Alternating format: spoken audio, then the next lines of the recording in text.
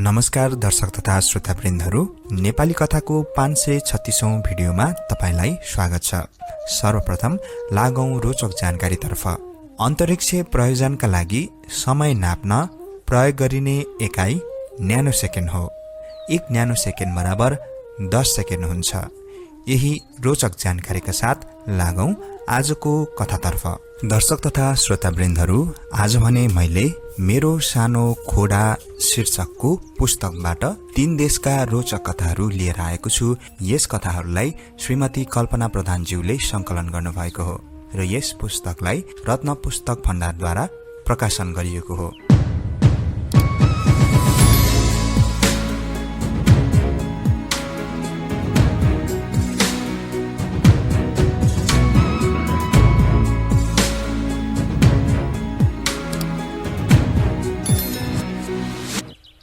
सबैभन्दा पहिले मेरो सानो घोडा।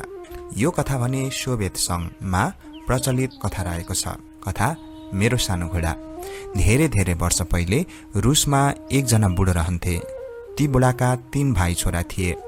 2टा छोरा ठूला थिए। घरका काम काजमा पनि आफ्ना बाबुलाई केही सघाउँथे। हेर्दामा पनि ती 2टा छोरा धेरै राम्रा र असल थिए।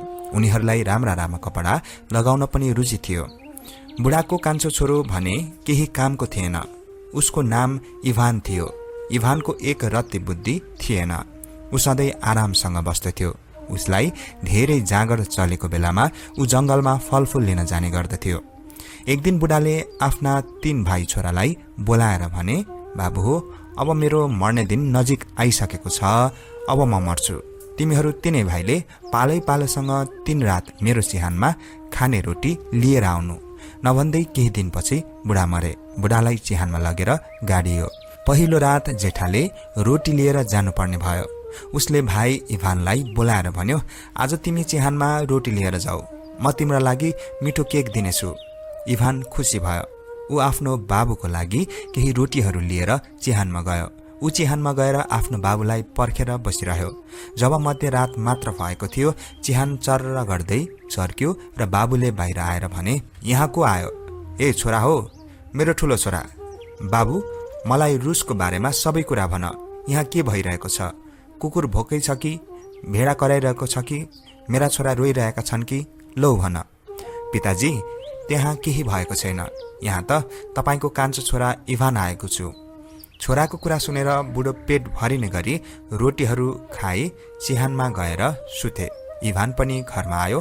ठुलो दाजुले आफ्नो बाबु आए नआएको कुरा सोध्यो। इभानले भएको कुरा बताइदियो। फेरि माइलाको पालो आयो। उसले पनि सानो भाइ इभानलाई फकाउँदै भन्यो, हेर बाबु, हिजो पनि त गइस, आज पनि त नै जा। म तँलाई एउटा राम्रो जुत्ता किनिदिनेछु। लौ भनी इभान रोटी बोकेर बाबुको चिहानमा गयो। बाबुले मध्यरातमा निस्केर हिजो झै रुसको कुरा सोधे। उसले हिजो झै जवाफ दिँदै म कान्छो छोरा हुँ भन्यो।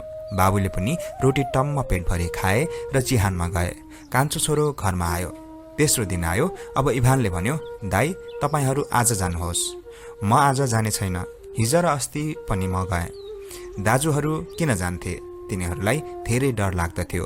ती डर छेरुवा थिए। दुवै भाइ मिलेर इभानलाई सम्झाइ बुझाइ गरी फेरि पनि बाबु कहाँ रोटी दिएर पठाए। कान्छो इभान रोटी लिएर चिहानमा गयो। बाबुले सोधे, मेरो कान्छो, रुसको खबर भन। कुकुर भुकिरहेको छ कि? भेडा कराइरहेका छन् कि? मेरा छोरा रोइरहेका छन् कि? लौ भन। इभानले सबैलाई राम्रै छ भन्यो। बुढाले पेटभरि रोटी खाइसकेर भन्यो, भोलिदेखि यहाँ नआउनु। मेरो आज्ञा पालन गर्ने छोरा तिमी नै रहेछौ। ल, यो सानो लगाम हातमा ल्याऊ। यो लगाम लिएर खुल्ला चरमा जानु र भन्नु, मेरो सानो घोडा आऊ। त्यो घोडा आउँछ र तिमीले जे भने पनि मान्नेछ। फेरि तिमी यो घोडामा चढेपछि धेरै सुन्दर हुनेछौ। जहाँ जान मन लागे पनि त्यो घोडाले तिमीलाई हावा झैँ उडाएर लानेछ। घोडा चढ्ने बेलामा दाहिने कानपट्टिबाट चढ्नु, ओर्लने बेलामा देब्रे कानपट्टिबाट तल झर्नु। तिमीलाई कुनै कुराको दुःख हुने छैन। कान्छो छोरा इभान बाबुलाई धन्यवाद दिँदै लगाम लिएर घरतिर फर्क्यो। बाटामा उसले धेरै फलफूल जम्मा गर्न लाग्यो। ऊ घर आइपुग्यो। दाजुले उसलाई सोधे, रोटी खानुभयो? पिताजीसँग भेट भयो। रोटी खानुभयो? अब कहिल्यै चिहानमा नआउनु भन्नु भएको छ। इभानले जवाफ दियो। त्यही देशमा जार नाम भएका राजा थिए। उनकी छोरी अनुपम सुन्दरी थिइन्।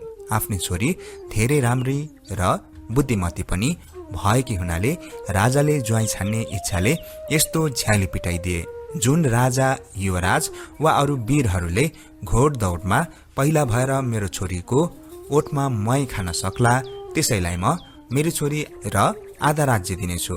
सारा देश विदेशका राजाहरू आए। राजकुमारी भने 12 तले घरको माथि बसेर सबै राजाको शक्ति जाँचिरहेकी थिइन्। यो कुरा इभानका दाजुहरूले पनि सुनेर वहाँ जान तयार भए। आफ्ना दाजुहरू जान लागेको देखि इभानले पनि जाने इच्छा प्रकट गर्यो। भाइको कुरा सुनेर दाजुहरूले बेस्सरी हकारे, बदमास, तेरो के बुद्धि छ? तँलाई किन त्यहाँ लिएर जाउँ? हाम्रा समेत बेइज्जत हुन्छ। सबै तँलाई हेरेर हाँस्ने छन्। तँ हेर्नलाई पनि राम्रो छैनस्। जा, बरु जंगलमा शिकार खेल्ने काम गर। तेरो लागि सबभन्दा ठिक त्यही हो। दाजुहरू राम्रा लुगा लगाए, असल असल जातका घोडा चढेर हिँडे। इभानले पनि दाजुहरू गएको सम्झी आफ्नो बाबुले दिएको शक्तिद्वारा खुला मैदानमा गएर भन्यो, मेरो सानो घोडा, मेरो अगाडि आऊ, मेरो कुरा सुन र मेरो कुरा मान।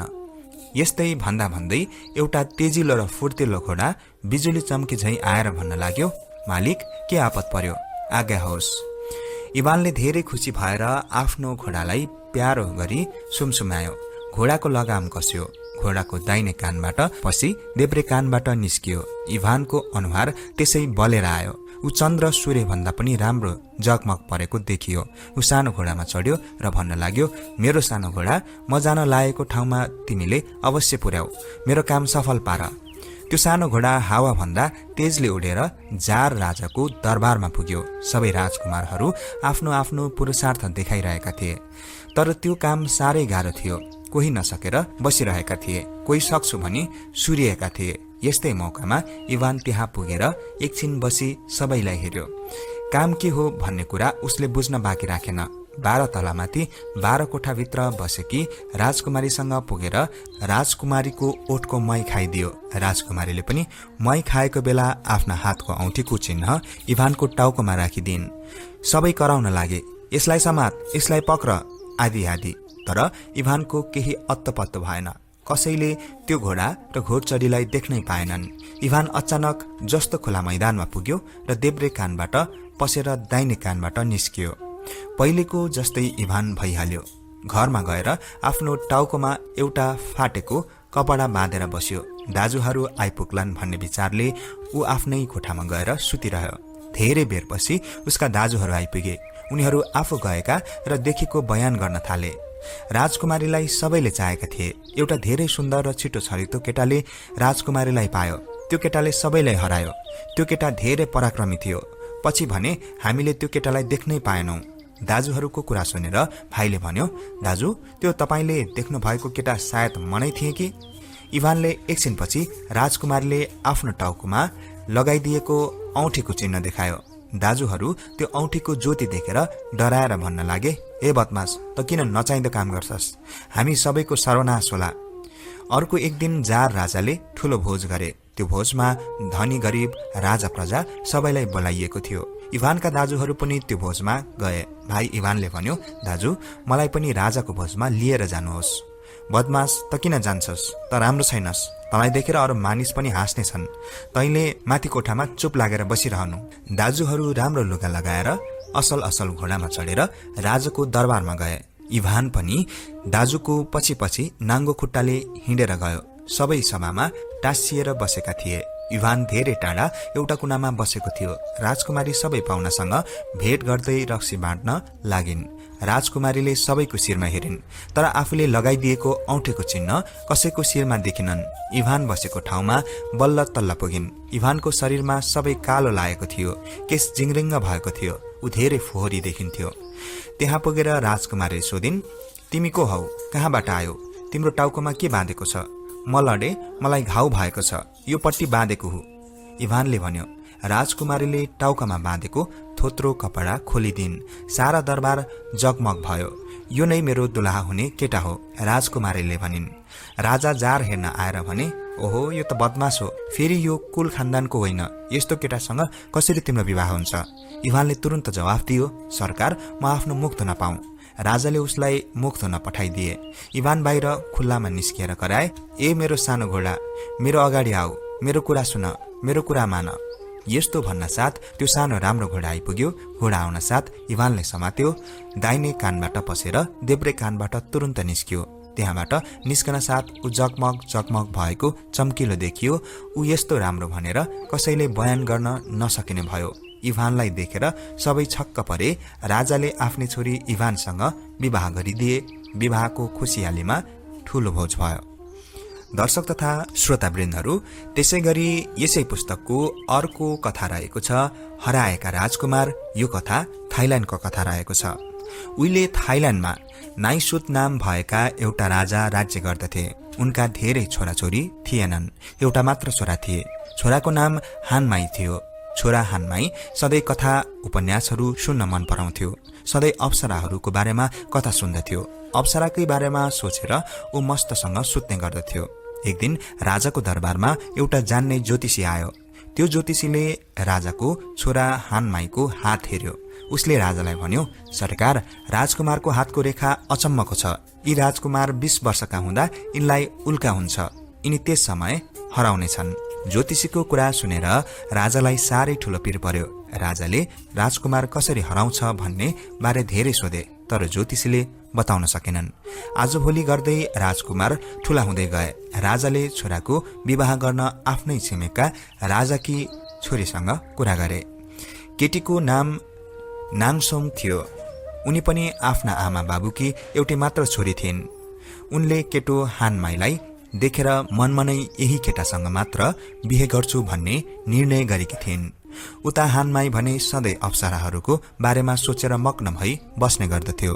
हानमाई र नाङसोङको बिहेको दिन नजिक आइरहेको थियो। सारा सहर झकिझकाउ थियो। दुनियाँदारहरूमा होहल्ला थियो। राजकुमार हानमाई भने बिहे नगर्न पाए हुन्थ्यो, कसरी बुबालाई भन्नु भन्थे। सहरमा जतातता खुसियाली थियो। यस्तै बेलामा राजकुमार आफ्नो साथमा मन्त्रीको छोरा र केही सैनिक लिएर घुम्न गए। तिनीहरू जाँदा जाँदै एउटा राम्रो नदीको छेउमा पुगे। त्यो नदीमा पौडी खेल्न राजकुमारलाई मन लाग्यो। सबैजना त्यही पौडी खेल्न गए। पौडी खेल्दा खेल्दै राति भयो। चन्द्रमाको मनमोहक उज्यालोमा झन रमाइलो मान्दै राजकुमार पौडन लागे। पौडदा पौडदै राजकुमारको कानमा कतैबाट बिनाको मिठो आवाज आउन लाग्यो। राजकुमार चकित भएर यताउता हेर्न लागे, तर आवाज धेरै टाढा टाढाबाट आइरहेको थियो। राजकुमार आफ्ना साथीहरूलाई बिर्सेर आवाजको पछि लागे। अलि पर गएपछि उनले समुद्रको छेउमा एउटी राम्री केटी बसिरहेको देखे। धेरै बेर राजकुमार त्यो केटीलाई हेरेको हेरे भए। पानीमा उनी कुद्दै गए। पानीमा गएर उनी केटीसँग कुरा गर्न चाहन्थे। त्यो केटी जलपरी थिए र त्यो अद्वितीय सुन्दरी पनि थिए। जलपरीले पनि राजकुमारलाई देखी। फेरि ऊ मधुर बिना बजाउन लागि। जलपरीको दरबार समुद्रभित्र थियो। प्रायजसो ऊ जुनेली रातमा त्यो समुद्रको छेउमा आएर बस्ने गर्दथे। राजकुमारले जलपरीलाई धेरै पटक बोलायो अनि बिस्तारै राजकुमार जलपरीको सुनौलो केसमा छुन लागे। जलपरीको शरीरबाट अनौठो मिठो सुवास फैलिरहेको थियो। राजकुमार हान, किन तिमी यहाँ आयो? उसको बोली राजकुमारलाई जादु जस्तो लाग्यो। राजकुमार हान बौलाहा जस्तै भएर भन्न लागे, जलपरी, मैले तिम्रो बारेमा धेरै थाहा पाएको छु। मेरा राजदरबारमा हिँड, म तिमीसँग विवाह गर्छु। दरबार गएर तिमी सुखसँग बस्न पाउनेछौ। तिम्रो समुद्रभन्दा धेरै राम्रो छ हाम्रो पृथ्वी। राजकुमारको यो कुराले जलपरी मुसु मुसु हाँस्दै फेरि भनी, राजकुमार, तिम्रो बिहे त कुनै राजकुमारीसँग गर्न ठिक भइसकेको छ, होइन र? राजकुमार हान अनेक कुरा सोच्न लागे। यो साँच्चै जलपरी हो। यसलाई मेरो बारेमा सबै कुरा थाहा छ। ओहो, साँच्चै मेरो बिहे हुन लागेको थियो। मेरा बुबाले भन्नु भएको पनि थियो, बाबु, जलपरीले नराम्रो जादु जानेका हुन्छन्। यिनीहरूसँग टाढा टाढा रहनु। यिनीहरूको फन्दामा परेपछि जसलाई पनि उम्कन गाह्रो हुन्छ। हो, तिमी ठिक कुरा गरिरहेको छौ। छिटो मेरो विवाह हुन लागेको छ। अब म जान्छु। धेरै रात बितिसक्यो। राजकुमार दरबारमा जान उठेका मात्रकै थिए। अकस्मात के भयो उनी त्यही नै खसे। जलपरीले आफ्नो एउटा सुनौलो केस उखेलेर राजकुमारको टाउकोमा राखिदिए। यस्तै एउटा राम्रो कमलको फूल पनि टाउकामा लगाइदिए। जादुको बलियो टुना राजकुमारको टाउकोमा बाँधिदिएर जलपरी खुसी भई। त्यसपछि राजकुमार हान जादुको टुनामा परेर बेहोस भए। जलपरीले हानको हिराको मुकुट र हातमा लगाएको बहुमूल्य औँठी पनि फुकाएर आफैले लिए। राजकुमार पानीमा खसेको मन्त्रीको छोराले देखेको थियो। पानीमा राजकुमारलाई धेरै बेर खोज्यो र बोलायो, तर केही गर्दा पनि राजकुमारलाई पाउन सकिएन। मन्त्रीको छोरा डराउँदै दरबार गयो। राजकुमार पानीमा खसेको सारा वृत्तान्त एक एक सुनायो। राजकुमार पानीमा हराएको कुराले राजा रानी धेरै विलाप गरी रुन कराउन लागे। यो खबर सारा संसारमा हावा झैं फैलियो। राजकुमारसँग विवाह हुने केटी नामसोङ त्यो कुरा थाहा पाएर धेरै दुखित भइन्। उनले मनमनै संकल्प गरिन्, राजकुमार हान एक दिन अवश्य आइपुग्नेछ, म उनैसँग विवाह गरी सुखसँग बस्नेछु। दिन बित्दै गयो। एक दिन राजकुमारी आफ्नो दरबारको ढोकामा उभिरहेकी थिइन्। उनको अनुहार एकदम मलिन र उदास थियो। आँखामा आँसुका थोपा टल्केका थिए। उनको अगाडि एउटा सुन्दर फूलबारी थियो। त्यही फूलबारीमा एउटा चरा आएर बस्यो। त्यसैले राजकुमारीलाई हेरेर भन्यो, राजकुमारी, तिम्रा राजकुमार अब आउने हैनन्, उनी जलपरीको जादुमा परिसके। चराको कुरा सुनेर राजकुमारी छक्क परिन्। चरालाई हेरिरहन्। चराले फेरि भन्यो, राजकुमारी, मैले साँच्चै भनेको, के तिमीलाई राजकुमारसँग भेट्ने इच्छा छ? नामसोङले चराको कुरा सुनेर भनिन्, मलाई राजकुमारलाई भेट्न धेरै मन लागेको छ। चराले फेरि भन्यो, राजकुमारी आऊ, म बसेको रुखमा यो जुन सुन्दर फूल फुलेको छ यसलाई टिप र घरमा लैजाऊ। राति यो फूल माडेर आफ्नो आँखामा राख, तिमी सबै कुरा देख्न पाउनेछौ। यति भनी चरा उड्यो। राजकुमारीले फूलबारीमा गएर त्यो राम्रो फूल टिपेर ल्याइन्। राति चराले भने झैं फूलको रस आँखामा राखेर सुतिन्। मध्यरातमा अकस्मात घण्टी बजेको विचित्र आवाज आयो। उनले आँखा खोलेर हेरिन्। राजकुमार हान उनको अगाडि जलपरी साथमा लिएर उभिएका थिए। हानको कालो केश पनि सुनौलो भएको थियो। उनी समुद्रमा नै रहने मान्छे जस्तो देखिएका थिए। हानलाई देख्न साथ राजकुमारी सुक्क सुक्क गरी रुँदै भन्न लागिन्, हान, तिमी कहिले आउँछौ? म तिमीलाई पर्खेर बसिरहेकी छु। तिमी नआए म बाँच्न सक्दिन। हानले भने, राजकुमारी, मैले जलपरीसँग विवाह गरिसके। अब तिमी पनि कसैसँग विवाह गरेर सुखसँग बस। अब म कहिले पनि त्यहाँ आउन सक्दिन। यति भनेर राजकुमार हान पनि अदृश्य भए। बिचरी राजकुमारी धेरै निराश भइन्। उनको अन्तिम आशा पनि टुट्यो। उनलाई बाँच्नै मन लागेन। उनले आफ्नो प्राण त्याग्ने विचार गरी समुद्रतिर लागिन्।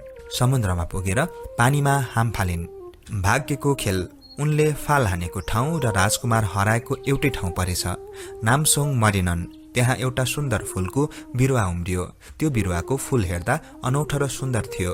त्यसको बास्नाको झन बयान गरी साध्यै थिएन। धेरै टाढाबाट मानिसहरू त्यो फूल हेर्न र टिप्न आउँथे, तर त्यो फूल कसैले टिप्न सक्दैन थियो। जति नजिक गयो त्यो फूल उति टाढा पुग्थ्यो। फूलको नजिक पुग्दा कोही स्वास्नी मानिस सुक्क सुक्क रोए झैं लाग्दथ्यो। फूलको बयान देश विदेशमा मात्र होइन, जलपरीको देशमा पनि फैलियो। राजकुमार त्यो फूल हेर्न जलपरीलाई लिई समुद्रमा आए। ती दुवैजनाले किनारामा बसेर फूललाई हेरे। दुवैजना फूललाई देखि मुग्ध भए। राजकुमारलाई भने त्यो फूलको बास्नाले लागु पदार्थ खाए जस्तै लट्ठ पार्यो। त्यो फूल टिप्न राजकुमारले पानीमा फाल हाने, तर फूललाई टिप्न राजकुमारले सकेनन्। फूलबाट यस्तो आवाज आयो, राजकुमार, तिमीले गर्दा आज मेरो यो दुर्दशा भयो। राजकुमारले नामसोङको आवाज हो भन्ने चिने। उनी आश्चर्य भएर विचार गर्न लागे, नामसोङ राजकुमारी कसरी यो रूपमा बोल्छिन्? के भयो? किन यहाँ आइन्? यस्तो विचार गर्दा गर्दै राजकुमारलाई पहिलेको कुरा सबै याद आयो। उनले जादुको टुनामा परेर सबै कुरा भुलेका थिए। मनमा भन्न लागे, ओहो, म पापी हुँ। मैले गर्दा नामसोङले धेरै दुःख पाइन्। मेरा बाबु आमा पनि पीर र तापमा बाँचेका होलान्। कसरी अब यो जादुगर्नी जलपरीसँग छुटकारा पाऊँ? रुखबाट आवाज आयो, तपाईँ आफ्नो 2 थोपा रगत चढाउनुहोस्। राजकुमार पागल जस्तै भए। हातमा आफैले चिमोटेर रगत निकाले। त्यो रगत समुद्रमा खसाइदिए। त्यसपछि फूलको रुख नजिकै आए। राजकुमारले फूलको जरामा पनि 2-4 थोपा रगत लाइदिए। त्यहाँ अकस्मात ठूलो आवाज आयो। रुखभित्रबाट राजकुमारी नामसोङ निस्किन्। राजकुमार हानलाई अगाडि देखेर उनी हुनसम्म खुसी भइन्। यो सबै चमत्कार जलपरीले हेरिरहेकी थिइन्। राजकुमारीको मायाले जलपरीले आफ्नो जादु सबै छुटाइदिए। आफ्नो हार र राजकुमारको जित भएको देखि दिक्क भएर ऊ समुद्रभित्र हराए। अब राजकुमार हान र राजकुमारी नामसोङ 2 जना समुद्रको किनारमा बसेर आफ्नो आफ्नो दुःख वेदना एक अर्कालाई पोख्न लागे। साँझको समय थियो। राजकुमार आफ्ना बाबुआमालाई सम्झेर घरतिर फर्कन लागे। बाटोमा धेरै किसिमका कुरा गर्दै गएर ती दुई राजकुमार र राजकुमारीले आफ्ना आमा बाबुलाई भेटी दण्डवत प्रणाम गरे। सारा हाल खबर सुनाए। राजा रानीको खुसीको सीमा रहेन। फेरि धुमधामका साथ राजकुमारको बिहे नामसोङका साथ भयो। दर्शक तथा श्रोतावृन्दहरू, त्यसै गरी अर्को लोककथा रहेको छ भारतको लोककथा स्यालको चलाखी। भारतको एउटा गाउँमा एक गरिब किसान बस्दथ्यो। ऊ सधैँ खेतीपातीको काम गर्दथ्यो। ऊ साह्रै सोझो र दयालु थियो। एक दिन किसान खेत खनिरहेको थियो। उसलाई धेरै तिर्खा लाग्यो। पानी खोज्न ऊ एउटा पोखरीमा गयो। पानीको तिर्खा सहन नसकी अन्जुलीमा पानी लिई पिउन लाग्यो। त्यही बेला एउटा डरलाग्दो कालो सर्प त्यहाँ आएर उसलाई टोक्न खोज्यो। सर्प आएको देखि ऊ जुरुक्क उठ्यो। अगाडि एउटा लट्ठी भेटियो। त्यो लट्ठी हातमा लिएर सर्पलाई हान्न लागेको मौकामा सर्पले भन्यो, मलाई नमार है, त्यो लट्ठी त्यही छोडिदेऊ, म सर्प होइन। यी कुरा सुनि त्यो दयालु किसानले लट्ठी भुइँमा फ्याँकिदियो।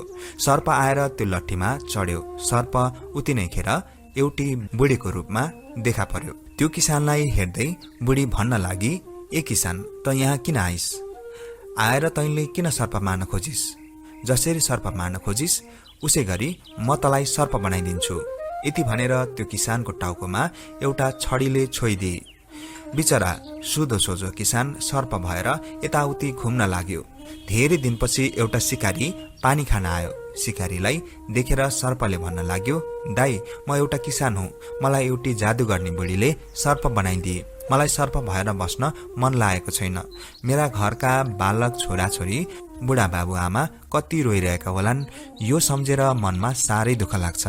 त्यो बुढीलाई भेट्नुभयो भने मेरो दुःख पुकारा अवश्य सुनाइदिनु होला। किसानको कुरा सुनेर त्यो शिकारीलाई बुढीसँग धेरै रिस उठ्यो र भन्यो, किसान दाई, त्यो आइमाईलाई के को पुकारा गर्नु? भेट्यो भने जगल्टामा समाएर तिमी भएको ठाउँमा ल्याउनेछु, अनि जे भन्नु पर्ला भनौला। यति भनी शिकारी किसानसँग बिदा भयो। अलिकति पर पुग्दा रुखको आठमा लुकेर बसेकी एउटी कुरूप बुढीलाई शिकारीले देख्यो। पक्का यो जादु गर्ने बुढी हो भन्ने थाहा पाउन उसलाई बेर लागेन। उसले बुढीको कपाल लुस्ने विचार गर्दै आँखा तरेर हेर्यो। बुढीले पनि अलिअलि हाँस्दै भनी, बाघका जस्ता आँखा गरी मलाई नहेर, म बाघै बनाइदिन्छु तँलाई। त्यो शिकारीलाई झन रिस उठ्यो र अगाडि बढ्यो। यही मौकामा बुढीले सानो छडीले शिकारीलाई छोइदिए। शिकारी एकैछिनमा बाघ भएर जंगलमा पस्यो। भोकले रन्थनिएर ऊ यताउता खानेकुरा खोज्न हिँड्यो। एउटा रुखमुनि एउटी राम्री स्वास्नी मानिस रोएर बसिरहेकी थिए। बाघ त्यहाँ नजिकै पुग्यो। युवतीले बाघलाई भने, बाघ आऊ, मलाई खाऊ, म काल खोज्न यहाँ बसेकी। युवतीको कुरा सुनि छक्क पर्दै बाघले भन्यो, ए बहिनी, तिमीलाई के भयो? सबै कुरा सुनाऊ। युवतीले भनी, नाइ, म तपाईलाई आफ्ना लामो दुःखको कथा सुनाउन चाहन्न। तपाईलाई साह्रै भोक लागेको होला, पहिले मलाई नै खानुहोस्, अलिकति भए पनि भोक शान्त हुनेछ। बाघलाई पनि युवतीका कुरा बुझ्न छन मन लाग्यो। धेरै कर्म परेपछि युवतीले भन्न लागि, मेरो घर कहाँ हो? मेरा बाबु आमा कहाँ छन्? यो मलाई थाहा छैन। एउटी बुढी मेरी मालिकनी छे। उसले मलाई थरी थरीको दुःख दिन्छे। म सक्दिन भन्न पाउँदिन। मेरो काल कहिल्यै आएन। मलाई एकै दिन बाँच्न पनि मन छैन। बाघ राजा, ओहो बहिनी, हिँड, मलाई त्यो बुढी भएको ठाउँमा पुर्याऊ। म त्यस बुढीलाई खाइदिन्छु। तिमीलाई म कुनै हालतमा खान्न। हस् भनी युवतीले बाघलाई आफ्नी मालिकनी भएको ठाउँमा पुर्याई। बुढीले युवतीलाई देख्न साथ भन्न लागि, बदमास, त यो बेलासम्म कहाँ गएकी थिइस्? यो बाघलाई किन लिएर आइस? बाघले पनि बुढीलाई चिन्यो। बुढीले पनि त्यो बाघलाई चिने। छट्ट बुढीले छडी हानी। बाघलाई लाग्यो र बाघ रुखमा बाँधियो। बुढीले युवतीलाई भनी, त मलाई मार्न बाघ बोकेर आउने? लौ त पनि आजदेखि स्याल भएर बस। यति भनेर लट्ठीले छोइदिए। अब उपरान्त त्यो युवती स्याल भएर जंगलमा घुम्न लागि। घुम्दा घुम्दै धेरै वर्ष र महिना बिते। एक दिन त्यो जंगलमा भारतको कुनै राजा शिकार खेल्न आए। रुखमा बाघ बाँधिएको देखेर भने, यो बाघलाई रुखमा बाँध्ने मान्छे को होला? यो मानिसलाई भेट्न पाए अवश्य म केही पुरस्कार दिनेछु। राजाको यो कुरा पोथराको कुनामा बसेर स्यालले सुनेको थियो। ऊ कुदेर बुढी भएको ठाउँमा आएर भन्यो, आमा आमा, तपाईले रुखमा बाँधेको बाघ देखेर राजा भन्दै थिए कि यस वीर पुरुषलाई भेट्न पाए म मन्त्री बनाउने थिए। किन तपाईँ राजदरबारको सुखभोग गर्नुहुन्न? जानुस्, एउटा राम्रो वीर पुरुषको रूप लिएर ढिला नगर्नुहोस्। स्यालको कुरा बुढीलाई चित्त बुझ्यो। स्याललाई फेरि पनि उसले सोधी, ए त्यही राजाले त्यसो भनेको हो? आमा, म किन तपाईँलाई ढाँट्थे? स्यालको जात म के गर्न सक्छु? मैले बदमासी कुरा बोले भने तपाईँले मलाई कहाँ बाँच्न दिनुहुन्छ होला? मेरो कुरामा विश्वास गर्नुहोस्। बुढी स्यालको कुरा सुनेर खुसी भई र भनी, लौ त जा, म अहिले एकछिनपछि आउँला। बुढीको त्यो कुरा सुनि स्याल त्यहाँबाट बिदा भयो। बुढीले स्याल टाढा गयो भन्ने ठानी आफूलाई एउटा राम्रो युवक बनाई। राम्रो युवक भएपछि आफ्नो जादुको छडी रुखको टोड्कामा राखेर युवक भएकी बुढी बाटो लागि। स्याल त्यही लुकेर बुढीले लट्ठी कहाँ राख्छे भनी हेरिरहेको थियो। बुढी हिँडेपछि स्यालले बुढीको जादुवाल लट्ठी बोकेर पहिले रुखमा बाँधेको बाघ कहाँ गएर लट्ठीले छोइदियो। लट्ठीले छुनासाथ बाघ पनि मानिस भयो। सिकारी र स्याल पोखरीको सर्प कहाँ गए। त्यो सर्पलाई पनि किसान बनाए। किसान र सिकारीले त्यो स्याललाई पनि मानिस बन्ने सल्लाह दिए। स्यालले नमान्दै भन्यो, दाइ हो, एकछिन पक्नुहोस्, मानिसको भन्दा धेरै बुद्धि स्यालको हुन्छ। एकछिन स्यालको बुद्धि हेर्न मेरो पछि पछि आउनुहोस्, म के गर्नेछु। लो भनेर किसान र सिकारी पनि स्यालको पछि लागे। स्याल दरबारमा गयो। उसले राजालाई भन्यो, सरकार, बाघलाई बाँध्ने यी वीर युवक अब मसँग लडुन्। तुरुन्त आज्ञा बक्सियो सरकार। स्यालको कुरा सुनि राजाले भने, वीर युवक, तिमी यो स्याललाई जितेर हाम्रो मन खुसी गराऊ। त्यो वीर युवक स्याल नजिकै पुग्यो। स्यालले त्यो छडीले युवकलाई छोइदियो। युवक तुरुन्त काली नराम्री बुढी भएर भागी। सबैले त्यो बुढीलाई समाए। किसान र सिकारीले पनि त्यो लट्ठीले स्याललाई छोइदिए। स्याल तुरुन्त राम्रो स्वास्नी मान्छे भयो। अब किसान, सिकारी र स्वास्नी मान्छेले सबै कुरा राजालाई सुनाए। राजाले त्यो बदमास बुढीलाई ज्यानको सजाय दिए। दर्शक तथा श्रोतावृन्दहरू, तपाईलाई आजका यी 3वटा लोककथाहरू के कस्ता लागे कृपया कमेन्ट गर्नुहोला। भन्दै लागौं हिजोको गाउँ खाने कथातर्फ। हिजो मैले सोधेको गाउँ खाने कथा रहेको थियो, हिँड्दा बुई चढ्ने, बस्दा लड्ने के हो? र यसको सही उत्तर रहेको छ डोको वा ढाकर पनि हुन सक्छ। दर्शक तथा श्रोतावृन्दहरू, अब आजको गाउँ खाने कथा सोध्न गइरहेको छु।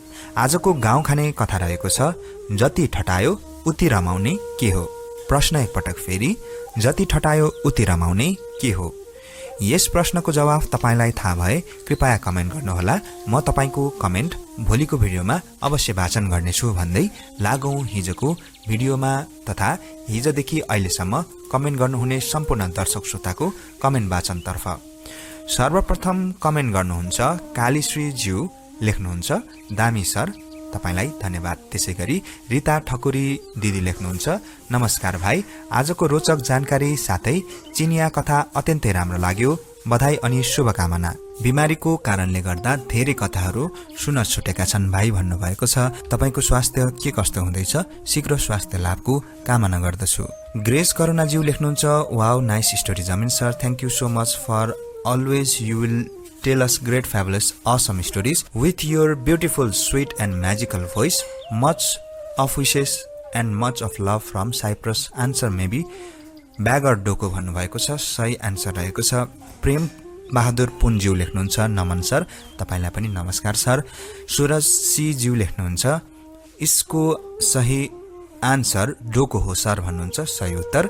रोशन डोलपालीज्यू लेख्नुहुन्छ, हाल चाहिँ म अहिले इन्डियादेखि है सर, यसको आन्सर चाहिँ डोको हो है सर भन्नुहुन्छ, सही उत्तर।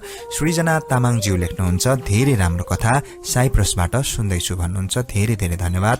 गंगा कोइरालाज्यू लेख्नुहुन्छ, नमस्कार जमिन भाइ, आजको कथाको उत्तर चाहिँ ठाकर हो कि भन्नुहुन्छ, सही उत्तर। त्यसैगरी गीत विष्टज्यू लेख्नुहुन्छ, दाई सतीदेवीको कथा पनि लाउनु है भन्नुहुन्छ, म सतीदेवीको कथा पनि कुनै दिन लिएर आउनेछु, त्यसको लागि प्रयास रहनेछ। त्यसैगरी राईज्यू लेख्नुहुन्छ, राम्रो छ दादा, आन्सर चाहिँ डोको होला भन्नुहुन्छ, धेरै धेरै धन्यवाद, सही उत्तर रहेको छ। रामकुमार राईज्यू लेख्नुहुन्छ, नमस्कार जमिन दाजु, हजुरको मिठो वाचन गर्ने शैली जहाँको कथा पनि साह्रै मिठो लाग्छ, आजको आन्सर चाहिँ आएन दाजु भन्नुहुन्छ, धन्यवाद। मायाश्रीज्यू लेख्नुहुन्छ, साह्रै नै राम्रो कथा, धेरै धेरै धन्यवाद। रञ्जन बज्रचार्यज्यू लेख्नुहुन्छ, दामी छ हजुरको कथा वाचन। अनिल राईज्यू लेख्नुहुन्छ, आन्सर चाहिँ डोको हो कि भन्नुहुन्छ, सही उत्तर। उहाँले नै धेरै राम्रो स्टोरी भन्नुहुन्छ। त्यसैगरी अर्जुन विशेज्यू लेख्नुहुन्छ, नमस्कार सर, साह्रै उत्कृष्ट कथा सुनाउनु भयो, धेरै धेरै धन्यवाद सर। आजको उत्तर चाहिँ झोला हो कि सर भन्नुहुन्छ। त्यसलाई पनि सही उत्तर मान्न सकिन्छ। त्यसैगरी नन्दकिशोर बानियाज्यू लेख्नुहुन्छ, हस् सर। त्यसैगरी डिलाइट लाइफज्यू लेख्नुहुन्छ, डोको जस्तो लाग्छ मलाई त भन्नुहुन्छ, सही उत्तर। नन्दकिशोर बानियाज्यू लेख्नुहुन्छ, नमस्कार सर, डोको हो भन्नुहुन्छ, सही उत्तर। त्यसैगरी मिलन श्रेष्ठज्यू लेख्नुहुन्छ, डोको इज राइट आन्सर, तपाईको उत्तर सही रहेको छ। अमित बेलबासेज्यू लेख्नुहुन्छ, लभ फ्रम कपिल वस्तु भन्नुहुन्छ, धन्यवाद। त्यसैगरी अरुण शङ्करज्यू लेख्नुहुन्छ, नमस्कार जमिन सर, फ्रम सर्लाही लालबन्दी, कथा राम्रो लाग्यो। मैले झन्डै 1 महिना अगाडिबाट मात्रै हजुरको कथा सुन्न थालेको हो।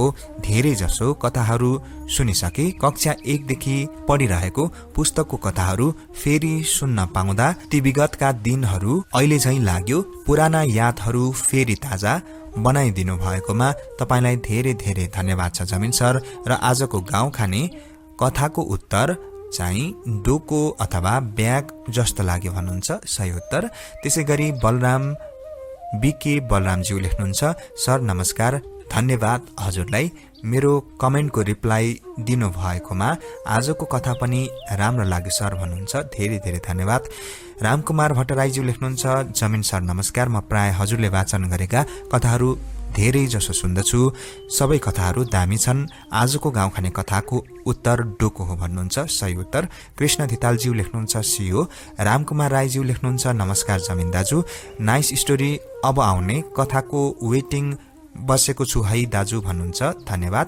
त्यसैगरी इन्द्र वाइवाज्यू लेख्नुहुन्छ, मेरो आँसु पनि झर्यो, उहाँले नै दामी लाग्यो भन्नुहुन्छ। लक्ष्मी गौतम ग्यावालीज्यू लेख्नुहुन्छ, केरा र केराको रुख, त्यसैगरी उहाँले नै मैले तपाईको कथा सुन्न सुरु गरेको धेरै दिन भएको छैन।